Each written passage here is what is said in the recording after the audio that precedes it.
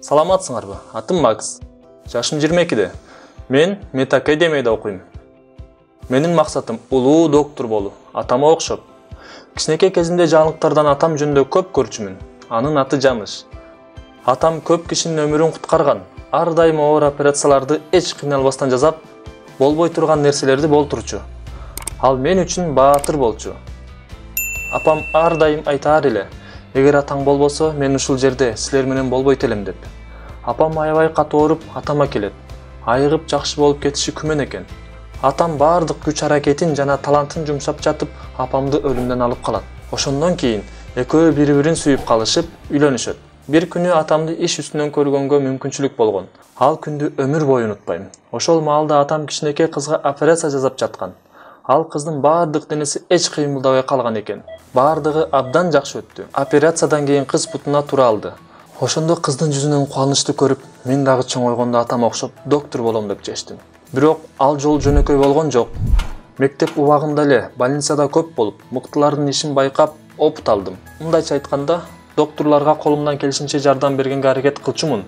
Полду жууп, буюмдарын тазалап, кийимдерин да жууп берчүмүн. Бардыгы билишчү, мен Жаныштын баласы экенимди. Ошондуктан ошол жерде болгонго уруксаат беришкен. Биринчи жолу операцияга катышканым аябай күлкүнүчтүү болду. Канды көрүп, эсимди жоготуп, пациенттин үстүнө кулап калдым. Жардамчылар болсо, убактысынын көбүн мени эсиме келтирип жатып коротушту. Атам көпкө чейин күлдү. А мен уялып жаттым. Кантип ушундай болсун? Хирургдун баласы кандан корккону. Кийинки жолу атама жардам бергени келгенимде, ал мени көрүп сыймыктанды. Окууну жакшы аяктагандан кийин университетке тапшырып, ийгиликтүү өттүм. Университетте жеңил болгон жок. Медицина бул кылдаттыкты талап кылат. Бир гана билим эмес, чоң практика да керек. Акыркы окуу жылдары атам иштеген больницага практикант болуп бардым. Мен эми баягы канды көргөндө эсин жоготкон кичинекей бала эмес элем. Ошондуктан көптөгөн операцияларга катыша алат болчумун. Акырындап опыт алып, өзүмө ишене баштагандан кийин өз алдынча операцияларды жасай баштадым. Байкашымча, мен атама жакындай баштадым окшойт. Бирок бир күнү менин ишеничимди жогото жаздаган бир окуя болду. Мен көптөн бери жашабай калган биздин эски үйүбүздү ремонт кылмай болушту. Ата-энем бөлмөлөрдү бошотушуп койчу деп суранышты. Албетте, кубануу менен макул болдум. Апамды дагы көптөн бери көрө эле келем. Бөлмөлөрдүн баарын жыйнаштырып, тазалап бүткөндөн кийин чердакка кириштим. Ата-энем өздөрү жыйнагысы келген. Ал жактагы документтерди жана керектүү буюмдарды өзүбүз иреттейбиз деп. Алар менден коркуп жатышат го деп ойлодум. Анткени кичинекей кезимде чердакка чыккандан коркчумун да. Ошол маалда ал жакта бирөө жашап, же жашынып тургандай сезиле берчү. Балким ал кандайдыр бир желмогуздур. Ошол жакка чыгайын десем эле, ата-энем пайда боло калып, чыгарбай алып кетип калышчу. Бирок ал кичинекей кезимде болчу да. А эми болсо аларга айтпай эле жыйнайын деп чечтим. Чердакты чаң басып кетиптир. Жана дагы ал жакта эски кызыктуу буюмдар көп экен. Эмнеге мени мурун эле чыгарышкан жок? Мен булар менен ойноп, кызыктуу бир нерселер жасамакмын да. Ушундай сонун чердакты кичинемде колдонбоптурмун. Ошол маалда ата-энемдин үнүн угуп калдым. Алар чердакка чыгып, мен жөнүндө сүйлөшүп жатышты.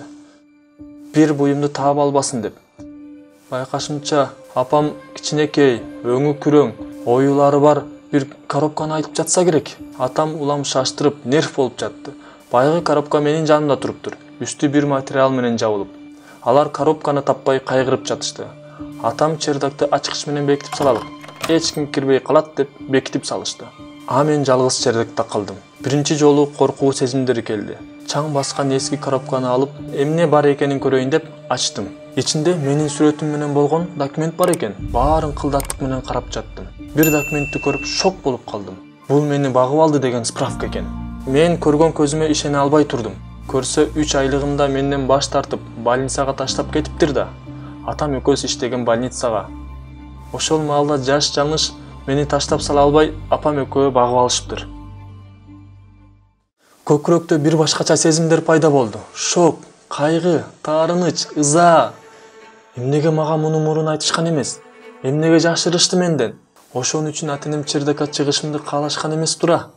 Мен алардан алыстап жатканымды сезип жаттым. Менин доктор болом деген кыялым бул атамдан келип чыккан эмоция экен да.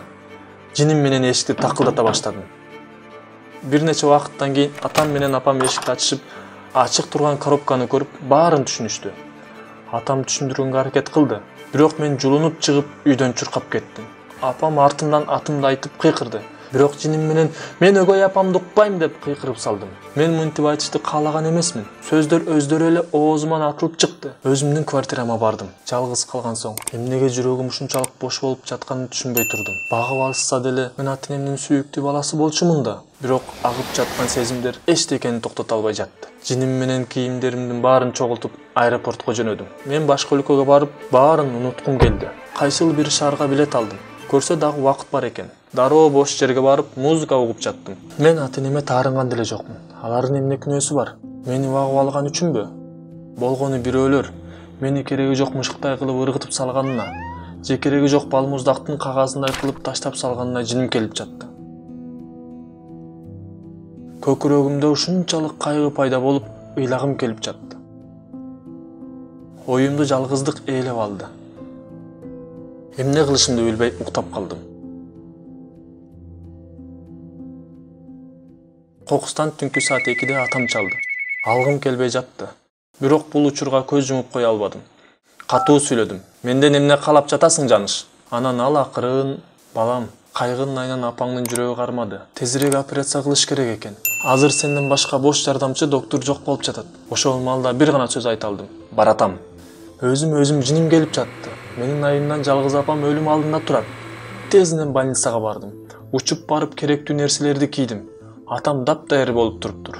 Кийинки 3 саат мен үчүн чексиз болгондой сезилди. Өмүрүмдөгү эң оор операция болду мен үчүн. Иш жагынан да, сезим жагынан да. Атам 2 эсе серьезный болуп турду. Ал бир дагы жолу мени карап койгон жок. Жыйынтыгында операция ийгиликтүү өттү. Апамды сактап калдык. Жүрөктүн согушу калыбына келип, кан тамырынын айланышы жана иштеши жакшырды. Баары эшикке чыгышты. Палатада болсо биздин үй бүлө эле калдык. Апам көзүн ачары менен ыйлап жиберди. Ал атам экөөбүздү чогуу көргөнүнө аябай кубанды. Араң сүйлөдү: силер мени куткарып калдыңарбы? Апамдын сөзүнөн кийин атам ийниме колун коюп: ооба балам, сен бакмасың. Бирок ошон үчүн эле биз сенин ата-энең эмес болуп калбайбыз. Сен биздин кыялыбыздагы чыныгы балабызсың. Сен мыкты доктор болосуң буюрса. Көз жашымды токтото албай апамдын алдына куладым. Ошол күндөн тартып атам экөөбүз апамдын жанынан алыс чыкпай калдык. А мен болсо эч качан сүйүктүү ата-энемден кетпейм деп сөз бердим. Ата-энем болсо сен аябай эле сезимталсың деп күлүштү. Достор, силердин араңарда бакма балдар же кыздар барбы? Силерди чоңойткон ата-энеңерди жакшы көрөсүңөрбү? Өз оюңарды комментарийге калтыргыла. Эгерде силерге видео жаккан болсо, лайк баскыла жана досторуңар менен бөлүшкүлө. Каналга жазылгыла жана досторуңар менен бөлүшкүлө. Жаңы бөлүмдөрдү өткөрүп жибербеш үчүн коңгуроону басып койгула.